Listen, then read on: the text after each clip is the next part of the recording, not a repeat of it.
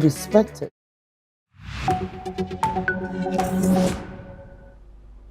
Hello and welcome. I'm Sima Katauka and you're watching the World Report on NewsX World. Let's take a look at the top headlines of this hour.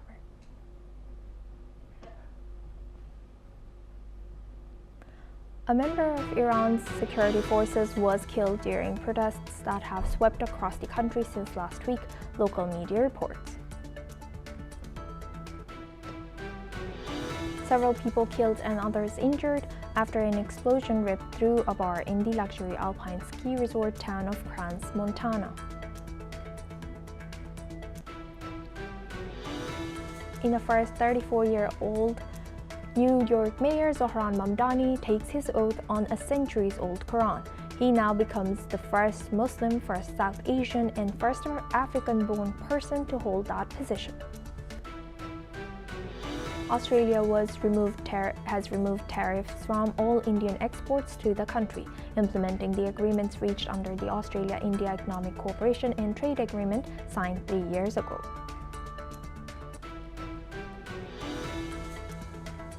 The United States has carried out strikes against 3 vessels in international waters that were suspected of narco trafficking.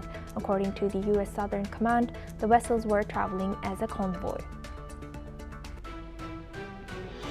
U.S. President Donald Trump has announced the withdrawal of National Guard troops from Portland, Chicago, and Los Angeles, hints at stronger comeback in the future.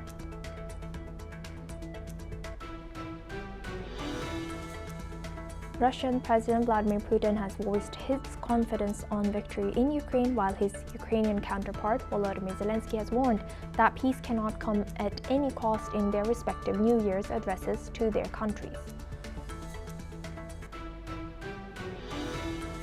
Elon Musk's brain implant company Neuralink will start high-volume production of brain-computer interface devices and move to an entirely automated surgical procedure in 2026, Musk said in a post on social media platform X. Now we start from Europe. Swiss police have said that around 40 people have passed away and 100 were injured in a fire at New Year's Eve party in Crans, Montana. The Italian Foreign Ministry has confirmed the casualties and said the blaze is not believed to be arson. Authorities report that victims could not be immediately identified due to severe burns. Rescue teams continue to assist the injured and investigate the cause of the fire. The incident has shocked the local community and prompted emergency responses across the resort town. Now for this discussion, we welcome Mr. Alexander Seal. He's a journalist, joins us live from London. Thank you very much, Mr. Seal, for joining us, and Happy New Year to you. Now, looking at this, what more can you tell us about this, this incident? Yes, so in the early hours of January 1st, so today, a powerful explosion ripped through Le Constellation, a popular late-night bar and nightclub in the luxury Swiss ski resort of Crans, Montana. The blast triggered an intense and rapidly spreading fire, and at the moment when the venue is packed with New Year's Eve's revelers, because they were celebrating the passage to the new year, many people were caught inside the smoke, heat, and structural damage that created chaos. And witnesses described scenes of panic as people attempted to escape, while first responders rushed to pull victims from the burning blaze. One has to note that Crans, Montana is one of Switzerland's most prestigious alpine ski destinations in the canton of Valais. And one has to remember quite a while back there was a coach incident that killed lots of school children in that region. So it's a big shock for all these people. And so the explosion happened shortly after midnight, about 1:30 a.m., as crowds were celebrating and music was playing and the bar remained near capacity. Right. And how should the local community be prepared when these kind of things happen, especially on when it's, of course, super occupied, the clubs and such places. Yes, well, it's not news one wants to hear on New Year's Day, but Swiss emergency services have reacted swiftly, deploying firefighters, rescue helicopters, ambulances, police units, and disaster response teams. The area surrounding the bar has been sealed off, and a no-fly zone is in place to protect air operations. So rescue teams have worked throughout the night and will continue to work throughout the day and days to come. And they want to search for survivors, and so there are a number of people who were injured, and including 2 French people who were killed. So the French president, Emmanuel Macron, has said he's thinking of the victims and the people in this nightclub. Right. And how should authorities balance while this is still unfolding, the accountability and investigation and transparency in such cases? Yes, well, they're responding cautiously because police say at this stage there is no evidence of pointing to terrorism. So early working hypotheses suggest the explosion may have been linked to an accidental ignition, possibly involving gas or technical equipment used during New Year's Eve festivities. Forensic teams and structural experts are examining the site, but authorities warn it could take time to reach firm conclusions due to the level of destruction. So really, so there are about 100 people who were inside at the time. So current estimates suggest that about 40 people have died, although authorities continue to stress that the toll remains provisional as identification continues. So approximately 100 others have been injured, and many of them suffering from severe burns, smoke inhalation, or trauma injuries. Several of the wounded are in critical condition, and hospitals across the region have mobilized specialized burn and trauma units. So it's really a tragic incident that happened on New Year's Day. Yes, indeed. Thank you very much, Mr. Seal, for joining us on New Year's and sharing that insight with us on NewsX World. Now we move on to next news, to North America. The United States Coast Guard is searching for survivors of a U.S. military strike against a convoy of suspected drug vessels in the Pacific Ocean. According to the U.S. military's Southern Command, the military had carried out a strike against 3 vessels, 3 narco-terrorists aboard the first vessel that were killed in the first engagement, and the remaining narco-terrorists abandoned the other 2 vessels, jumping overboard and distancing themselves before follow-on engagements sank their respective vessels. President Donald Trump's administration has carried out more than 30 strikes against suspected drug boats in the Caribbean and Pacific since September in a campaign that has killed at least 110 people. The United States Coast Guard is searching for survivors of a U.S. military strike against a convoy of suspected drug vessels in the Pacific Ocean. According to the U.S. military's Southern Command, the military had carried out a strike against 3 vessels, 3 narco-terrorists aboard. The first vessel were killed in the first engagement, and the remaining narco-terrorists abandoned the other 2 vessels, jumping overboard and distancing themselves before follow-on engagements sank their respective vessels. President Donald Trump's administration has carried out more than 30 strikes against suspected drug boats in the Caribbean and the Pacific since September in a campaign that has killed at least 110 people.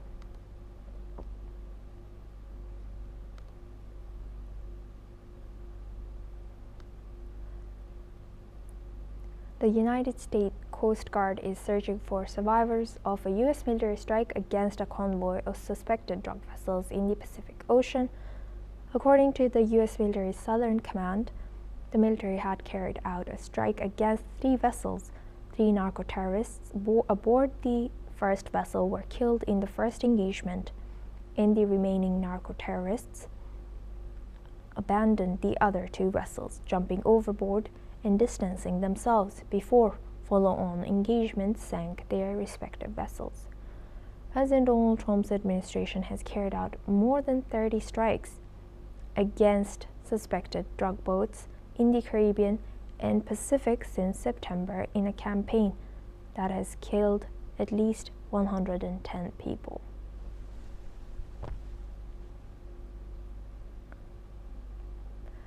The United States Coast Guard is searching for survivors of a U.S. military strike against a convoy of suspected drug vessels in the Pacific Ocean. According to the U.S. military's Southern Command, the military had carried out a strike against 3 vessels. 3 narco-terrorists aboard the first vessel were killed in the first engagement, and the remaining narco-terrorists abandoned the other 2 vessels, jumping overboard and distancing themselves before follow-on engagements sank their respective vessels. President Donald Trump's administration has carried out more than 30 strikes against suspected drug boats in the Caribbean and Pacific since September in a campaign that has killed at least 110 people.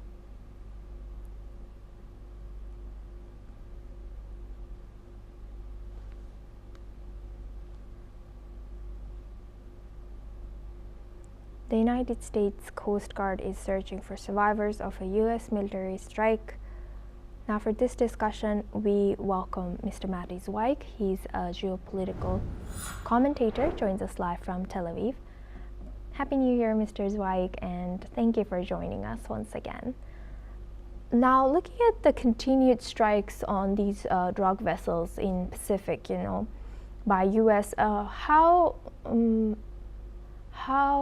feasible, or do you think this is a long-term solution for alleged terrorists and narco-trafficking from U.S.'s perspective? Well, it was clearly a big change in the way the United States treat this threat, because it's a threat. It's a threat, of course, for all the world and also for the United States, especially for the quantities of drugs that are entering the U.S. soil. Okay, how the U.S. treat all this drug trafficking inside their country is one thing, but this is another thing.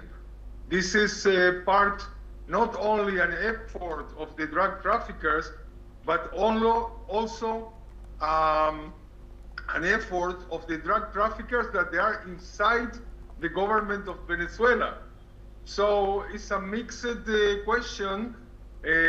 Trump wants the world not to talk about an invasion or not to talk about attacking the sovereign country of Venezuela. So he say, I am fighting the narco-terrorists, which is true.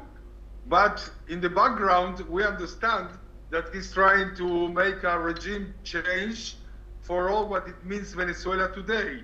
A major narco state connected with Iran and terrorists in the world, and a legitimate government that lose the election, but they are still in power, repressing their own people, with their people in big parts for millions that they left the country, and the ones that they are still inside, they are suffering for many shortenings like medicaments and everything. So from all these geopolitical questions, he's trying to change like a domino the reality. I mean, trying to undermine Maduro's Venezuela, changing the regime, and then as a domino, maybe it's going to change also in Cuba and Nicaragua. So this is a short-term and middle-term strategy for Trump, but that's what he's doing now, pressing and pressing in the coast and attacking the vessels, not just stopping them, but treating them as terrorists. That's the strategy. Yes. And how do you think what will be this regional How do you think this will be affecting U.S.'s relationship with the region and also the countries that you've, labeled for us right now? This is very interesting because since the 70s, it has been a very big anti-American sentiment in Latin America, political anti-American sentiment, because the United States, they were part of the efforts to topple the guerrillas and the communist parties or movements, installing dictators in Latin America, and people remember that. So even if they are against Maduro, they wouldn't like American troops to enter Venezuela. But today things have changed so much. In such a rich country like Venezuela is becoming so poor now and repressing their own people that even some of the countries are agreeing with Trump that he must be very harsh on them, except countries that they're afraid of that, and they're also against Trump, like Petro from Colombia and other countries, but this is changing now. Thank you very much, Mr. Zweig, for sharing that. Please stay with us as we come back to you for our later discussion as well.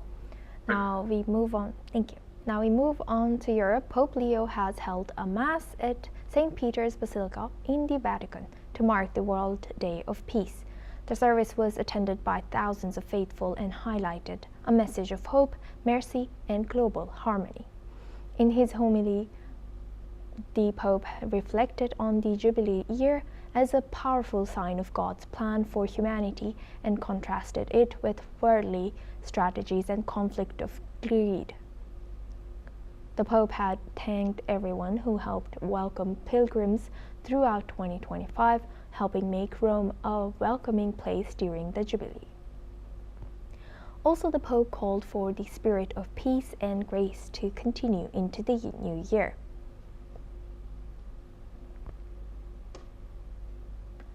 Now we move on to Middle East. The Israeli military has reported that one Palestinian was killed earlier today in the occupied West Bank. The incident occurred after soldiers opened fire on stone-throwing individuals near the village of Luban al-Sharqiyya in Nablus. 2 other people were also hit, and the military described them as terrorists, claiming the stone-throwing was part of an ambush. Palestinian authorities have identified the victim as 26-year-old Khatab al-Sarhan. Israeli forces had earlier blocked main roads into the village following a series of tensions in the area.